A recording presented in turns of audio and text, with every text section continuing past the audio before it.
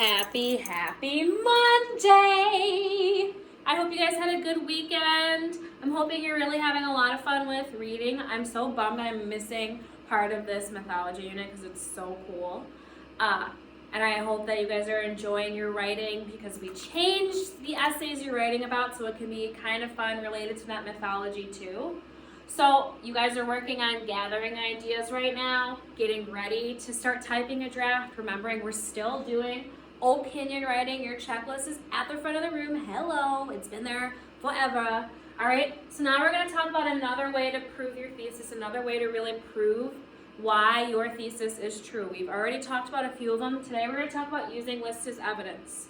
A lot of this should be sounding familiar because we've done this in the past in our units as we work on opinion, talking about how to prove our thinking. Remember the I love ice cream? We're using the same structure, you guys, okay? This is nothing new. We're working on perfecting and improving our writing abilities. So this is something that we've seen before too, how to write a literary essay, a literary essay. All right, we're growing ideas with these thought prompts. We have those on the wall there. You can be using those as you draft, okay? We focused on our characters and really thought about their struggles and motivations and all these details that are going to be helpful to us. And we've been testing our thesis. We did that a few days ago and thinking, do I have enough pieces of evidence throughout my whole story to really prove this idea?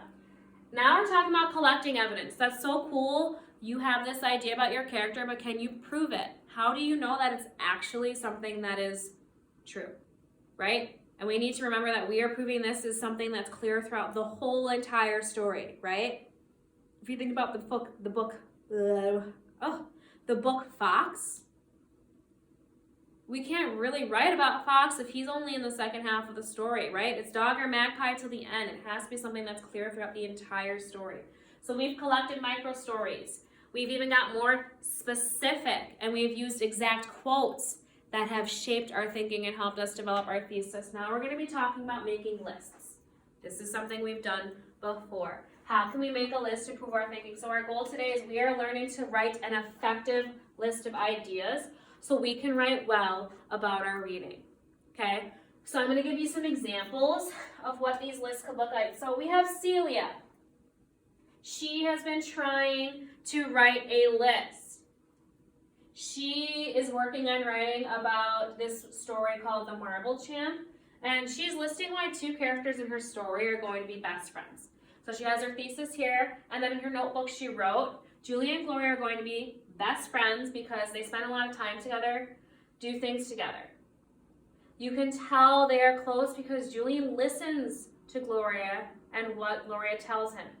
He doesn't argue with her or ignore her, but he takes what she says very seriously. This shows they're going to be best friends. So notice how that's their introduction. They have these 3 reasons, boxes and bullets. We have been working on this. So notice how that Celia, who wrote this, she's making a list and she's saying, this is my try, okay? It's not perfect, but she's gonna try to make this list of reasons why they're going to be best friends. 1, Julian listens to Gloria when she tells him to leave the bird's nest alone. 2, Julian listens to Gloria when she tells him about making a wish kite, okay? And 3, Julian listens to Gloria when she tells him he has to make a wish kite, okay? So her first try, she has this list of things that are specific to Julian and Gloria and how they're going to be best friends, right? So in this particular idea, I can tell that they're really trying to support that they're going to be best friends because Julian listens, okay? They keep repeating and reminding the reader, Julian listens to her, Julian listens to her, Julian listens to her. So, I don't know, I'm sure some of you guys heard me read that and you were kind of like, I don't know about that, right? So take a look. Celia tried it again. Just because you write it doesn't mean you're done. Revisit, go back to your work, rewrite it, look it over and make sure that it really makes sense. So here's the list again. When Gloria wants to leave the bird's nest alone, Julian listens. When Gloria wants to fly wishes from a kite's tail, Julian listens. When Gloria tells Julian how to make the kite fly, Julian listens. now I'm getting a little bit more clear here on what those ideas are, okay? The first one, the last two were kind of like the same idea, so I'm glad that Celia reread and really made sure that these 3 points were separate. I also noticed that they made it a little less repetitive and say, Julian listens lens, Julian listens lens, like, oh my gosh, can you please make it stop, right? So they kind of cut that out, made it clear what we were focusing on, but then they rephrased it so it wasn't so repetitive. So another list of all the things Gloria and Julian do together. Gloria and Julian peek at the bird's nest together, get red Kool-Aid mustaches together, and wish to be friends together. Look at this list. What a great way to prove the thinking. I like that they use commas to separate those ideas so we don't have 3 separate lines. That's my first thing. I also noticed that when you're making a list, it's almost like you're summarizing parts of the story. So rather than pulling out one scene and breaking it down why it's important, you're pulling out these quick points from the beginning, middle, and end of the story to prove your idea. That's a great way to make sure what you're doing makes sense to the story. Here's another example. Gloria seems to be happy seeing a bird's nest with Julian. Okay, so this is proving the idea of why they're best friends, because Gloria seems happy.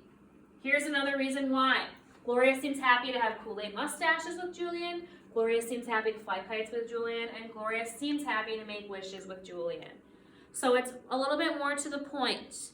It's summarizing these points and showing throughout the story why all of these reasons support your thesis. Okay? So you're kind of summarizing those other parts you haven't talked about. So if we make a list of reasons the dog is a good friend, we connect back to the Fox book we've been reading. When we make lists, it's important to decide the message you want to support and collect very specific examples to provide your evidence. Okay, so if I think about reasons that a dog is a good friend because he carries Magpie on his back. Okay, tiny examples. I'm not talking about all the time they spend together, this and that. 1, he carries Magpie on his back. Another part of my list, dog is a good friend because he cheers Magpie up when she's sad. Do you notice how I'm not making a micro story? I'm not like going into detail about it, but all the time she has been sad, we know from reading the story that Dogpie cheers her up, okay? And then I want to get at least 3 reasons. 3 is the magic number for everything when we think about how to write opinion writing. So then, what's another reason? Dog is a good friend. Dog is a good friend because he protects Magpie. Okay, he protected her with her wing. He tried to protect her from Fox. Even though he wasn't successful, we're not focused on that. We're focused on what Dog is doing and what he's doing well. So your task today is to try to support one of your ideas by making a list. Okay? When you have finished that, when you feel like you really have solidified and made your reasons very clear, that's when I want you to start looking at your introduction and stating your thesis and all of your reasons to support it. Okay? We want to make sure that we are ready to type, ready to rock, ready to roll when the time comes. So keep in mind, this is still boxes and bullets, right? You have your introduction with your thesis. You have reason 1, reason 2, reason 3. And this is your way to collect evidence to show all that. Mini stories, quotes, and making lists. Okay? The goal today is to have a full draft up very close to your introduction and conclusion. Okay? Because hopefully tomorrow you're going to start typing. All right? So, get working, stay focused, because I want to make sure we stay on track for when I come back on Wednesday. Okay? Have a really good rest of your day. I'm going to see you soon. Have fun.